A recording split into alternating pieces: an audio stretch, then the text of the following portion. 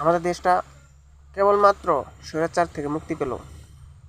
এখনই দেশের যে পরিস্থিতি, আমরা চাই না যে আগামীতেও এই অবস্থাটা হোক, আমাদের আবার আন্দোলন করতে হয়, আমাদের ছাত্র ভাইদের মৃত্যুবরণ করতে হয়, কিংবা সাধারণ জনগণের মৃত্যুবরণ করতে হয়, কিংবা আবারও আমাদের বলতে হয় আমাদের তৃতীয় স্বাধীনতা। আমরা এটা চাই না। আমরা চাই গণতন্ত্র। জনগণ যাকে চায় তাকে।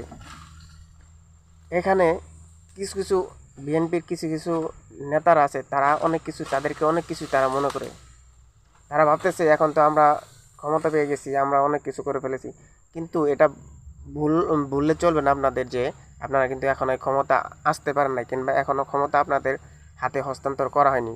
ডক্টর ইউনূস সাহেবের নেতৃত্বে এখনও অভ্যন্তরীণ সরকার গঠিত হয়েছে নতুন।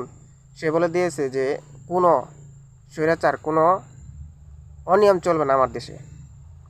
অতএব বি কেয়ারফুল।